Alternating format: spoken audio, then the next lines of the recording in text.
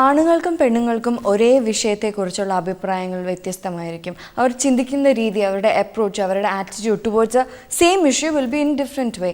അപ്പോൾ എന്തായാലും നമുക്ക് പ്രീ മാരേജ് കൗൺസിലിങ്ങിൻ്റെ ഇമ്പോർട്ടൻസിനെ കുറിച്ച്, അതിൻ്റെ ആവശ്യകതയെക്കുറിച്ച് ശ്രീമതി പ്രീതി നടേശൻ എന്താ പറയാനുള്ളതെന്ന് കേൾക്കാം. ഒരു വീട്ടിലെ സ്ത്രീ നന്നായാൽ മാത്രമേ ആ കുടുംബം നന്നാക്കാൻ സാധിക്കത്തുള്ളൂ. അത് കാരണം സ്ത്രീകളെയും കുട്ടികളെയും പുരുഷന്മാരെ എല്ലാവരെയും ഒന്നിച്ച് കിട്ടുന്ന ഒരു വേദി എന്ന് പറഞ്ഞാൽ കുടുംബ സദസ്സാണ്. ആ സദസ്സിൽ കൂടി നമ്മളിതെല്ലാം പ്രചരിപ്പിച്ചിരുന്നു എങ്കിലും വിവാഹ ശേഷം ഒരു കുട്ടിക്കുണ്ടാകുന്ന പരിവർത്തനം, ഭർത്താവിൻ്റെ വീട്ടിൽ ചെന്ന് കഴിയുമ്പോൾ ആ മക്കൾ പാലിക്കേണ്ട ധർമ്മത്തെപ്പറ്റി കൂടെ നമ്മൾ പഠിപ്പിച്ചു കൊടുക്കണമായിരുന്നു.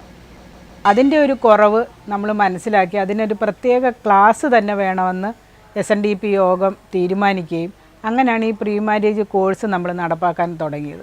ശരിക്കും പറഞ്ഞാൽ നമ്മളൊരു ക്ലാസ് എടുത്തിട്ടാണ് ഒരു ദാമ്പത്യത്തിലേക്ക് പ്രവേശിക്കുന്നതെങ്കിൽ നമുക്കുണ്ടാകുന്ന തെറ്റുകുറ്റങ്ങളൊക്കെ വളരെ കുറവായിരിക്കും. പുരുഷനും സ്ത്രീയും വിവാഹിതരായാൽ ജീവിതാവസാനം വരെ ഒന്നിച്ച് കഴിയേണ്ടവരാണ്. ഒരു ജീവിതത്തിൽ ഒരു പങ്കാളി, അതാണ് ഗുരുവിൻ്റെ സങ്കല്പം. അവരോടൊത്ത് വിവാഹ ജീവിതം എന്ന് പറയുന്നത് തന്നെ ഒരു അഡ്ജസ്റ്റ്മെൻറ്റാണ്.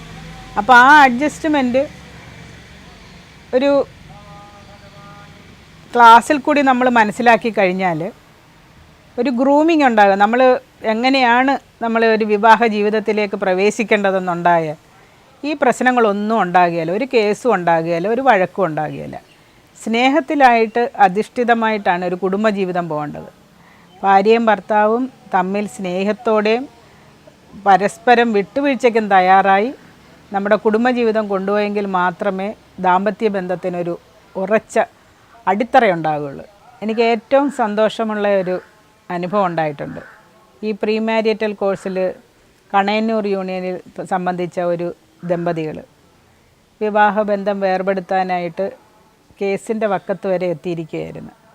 അവരെ ഒരു ദിവസത്തെ ക്ലാസ്സിൽ ക്ഷണിച്ചു വരുത്തി ആ ക്ലാസ് കേട്ട് കഴിഞ്ഞപ്പോൾ തന്നെ അവർ ചെറിയ നിസ്സാര കാര്യത്തിനാണ് പിണങ്ങിയതെന്ന് ആ ക്ലാസ്സുകൾ കേട്ട് കഴിഞ്ഞപ്പോൾ തന്നെ അവർക്ക് മനസ്സിലായി.